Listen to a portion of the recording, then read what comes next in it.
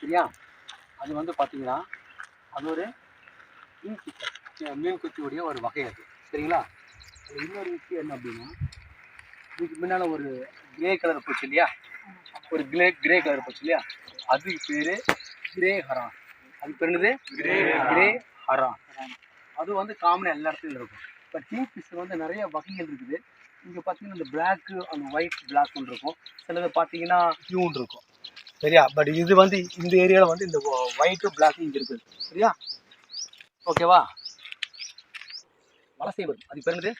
வலசை வரும் பறவைகள். வெளிநாட்டிலிருந்து நம்ம நாட்டுக்கு இந்த நஞ்சராயன் குளத்துக்கு வந்து சில நாட்கள் தங்கி இருந்து முட்டை விட்டு அதுக்கப்புறம் கொஞ்சம் ஒரு கதையை கூட்டிகிட்டு போங்க. அதுதான் அதுக்கு வேண்டிய வலசை வருவது. இன்னும் ஒரு நாட்டு விட்டு இன்னொரு நாடு வருது. மைக்ரேஷன். அதுக்கு பேர் என்னது? மைக்ரேஷன், வலசை வருவது. சரியா? சில பறவைகள்லாம் பார்த்தீங்கன்னா எவ்வளோ பலாயிரக்கணக்கான தூரங்கள் பறந்து வரும்.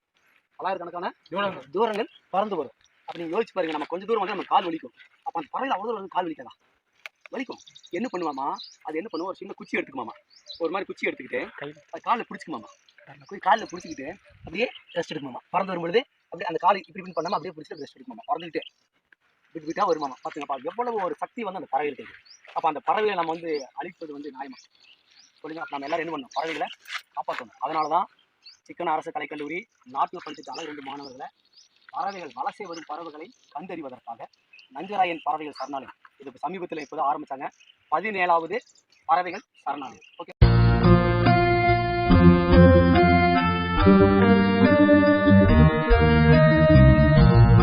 சவுண்ட் இருக்கு, ஒரு சப்தம் இருக்கு. அதனால தான் என்ன பண்ணுவோம், பறவைகளை காண வரும்பொழுது வலசை வரும் பறவை குறிப்பா இல்லை நீங்கள் ட்ரக்கிங் காட்டுக்குள்ளே போகும்பொழுது மெதுவாக தான் போகணும், சத்தம் போடக்கூடாது. உன்னிப்பாக கவனிங்க. 2 நிமிஷம் சைடில் உன்னிப்பாக கவனிங்க. இந்த சவுண்டு கேட்டு இது என்ன பறவைன்னு தெரிஞ்சுக்கலாம். Bird watcher. அதான் யாருங்க? Bird watcher.